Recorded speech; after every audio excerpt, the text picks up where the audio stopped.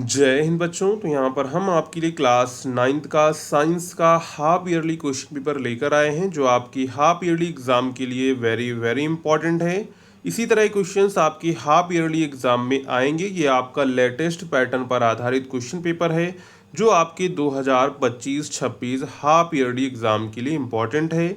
तो आप लोग इस वीडियो को पूरा एंड तक देखिएगा। अगर आपको वीडियो पसंद आती है तो वीडियो को लाइक एंड जो है चैनल को सब्सक्राइब करना मत भूलिएगा, जिससे आने वाली वीडियोस की आपको नोटिफिकेशन मिलती रहेगी।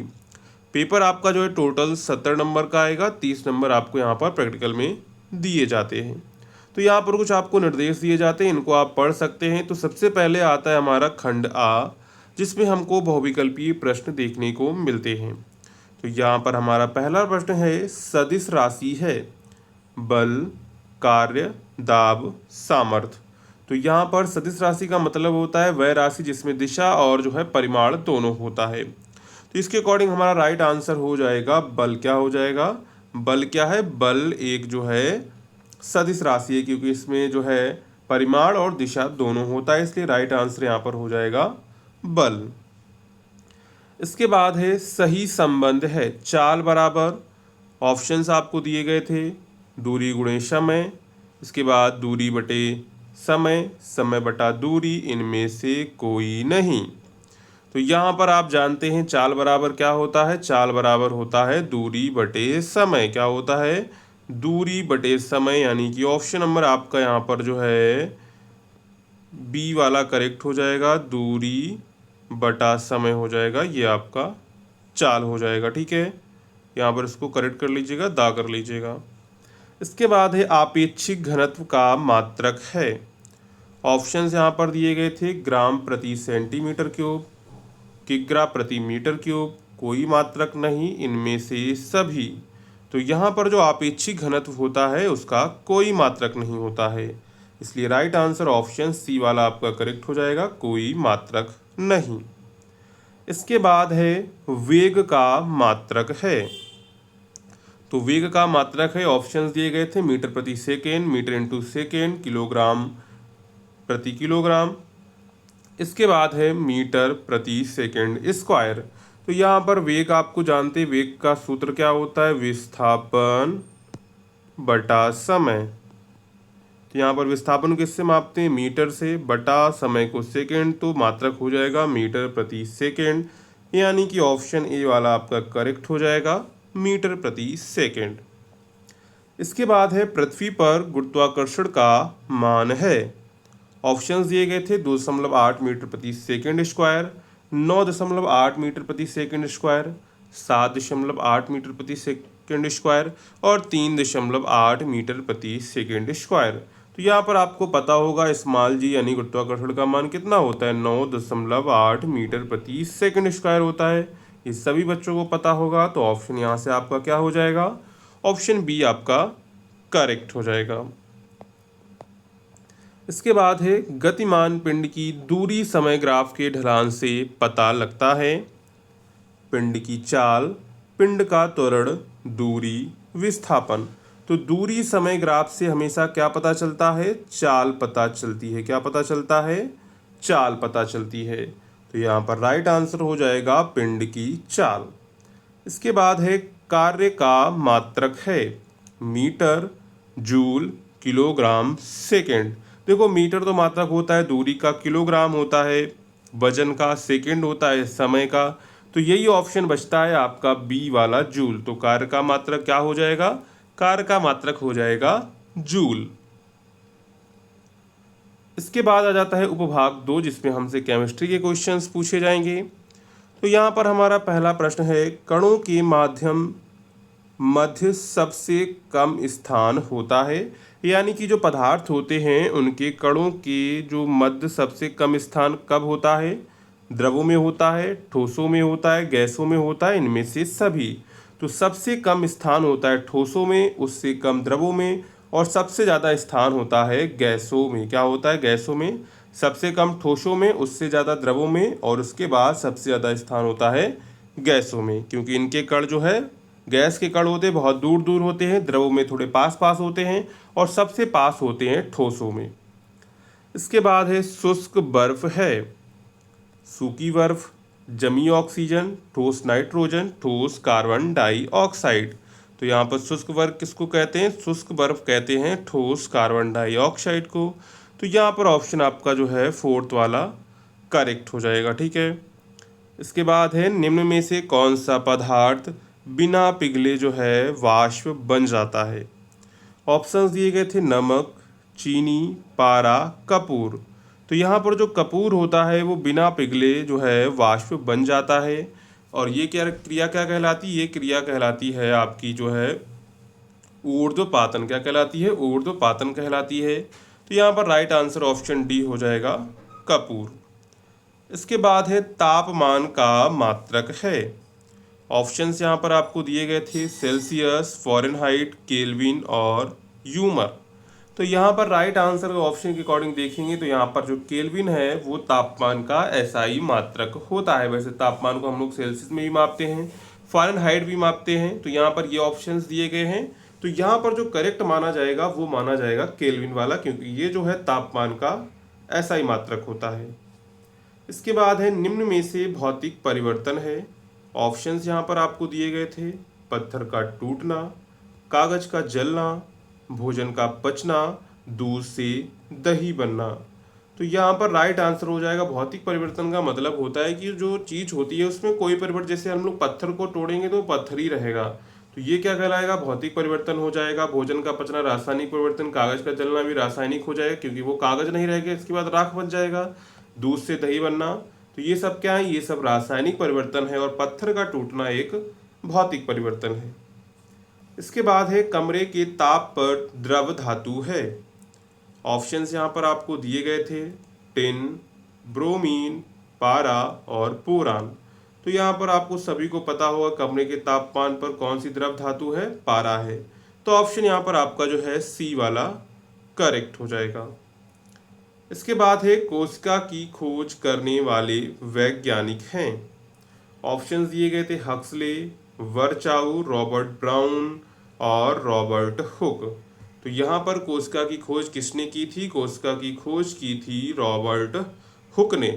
तो यहाँ पर राइट आंसर क्या हो जाएगा? राइट आंसर ऑप्शन डी वाला आपका करेक्ट हो जाएगा, रॉबर्ट हुक।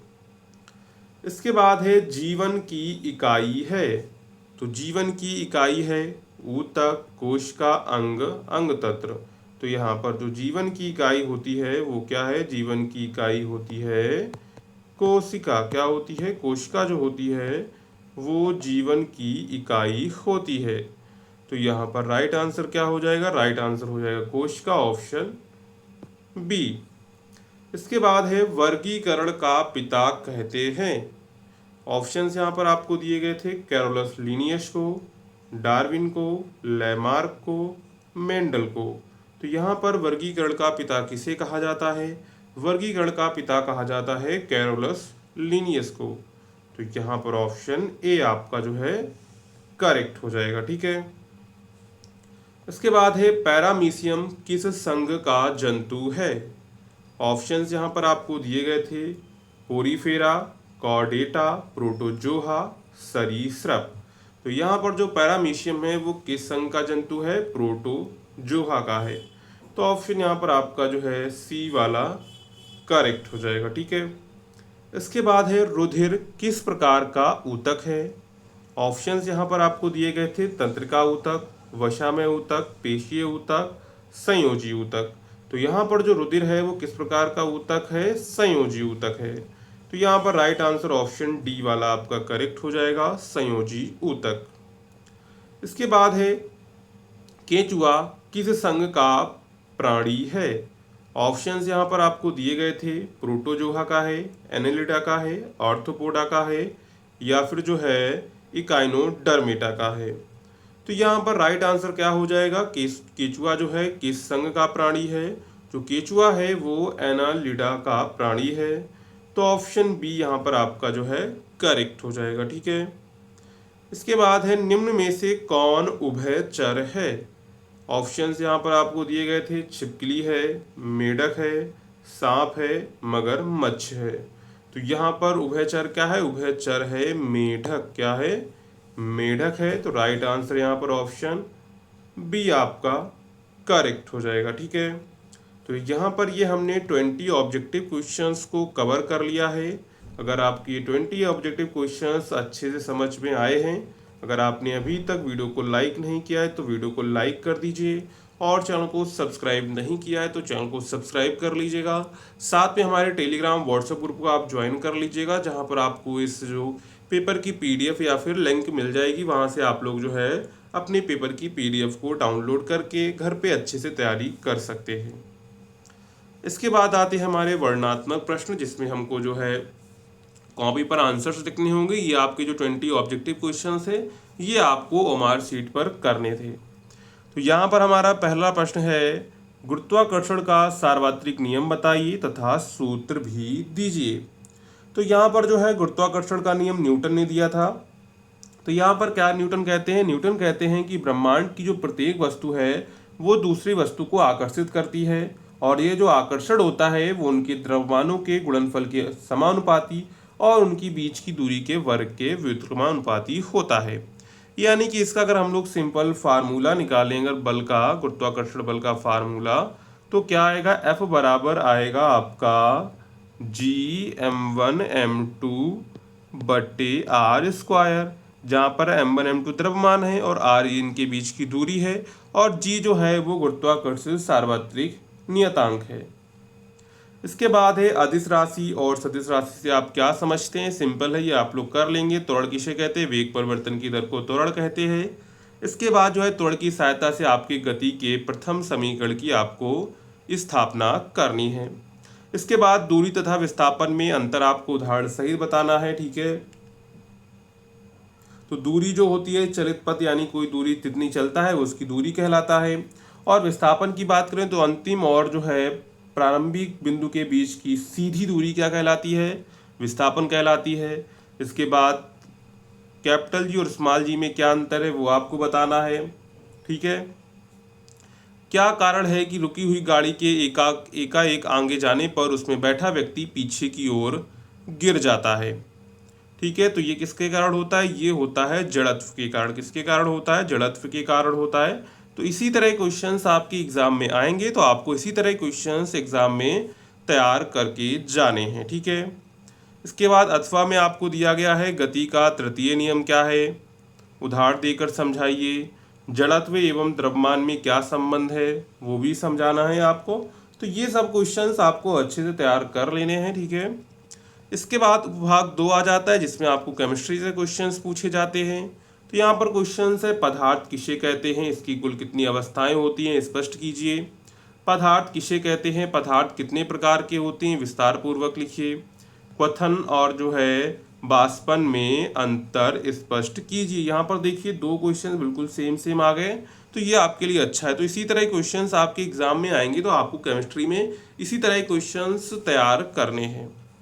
इसके बाद भाग 3 आ जाता है, जिसमें हमसे जो है बायोलॉजी के क्वेश्चंस पूछे जाते हैं।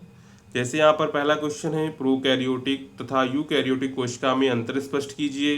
कोशिका के प्रमुख कोशिकांगों के नाम एवं कार्य संक्षेप में लिखिए। इसके बाद है सजीव और निर्जीव किसे कहते हैं, उदाहरण सहित लिखिए। ऊतक को परिभाषित करते हुए तंतु ऊतकों का वर्गीकरण कीजिए। इसके बाद है जटिल पादप ऊतकों को उदाहरण देकर बताइए। तो यहाँ पर हमने टोटल जो है क्लास 9th के साइंस के क्वेश्चंस का पैटर्न समझ लिया है।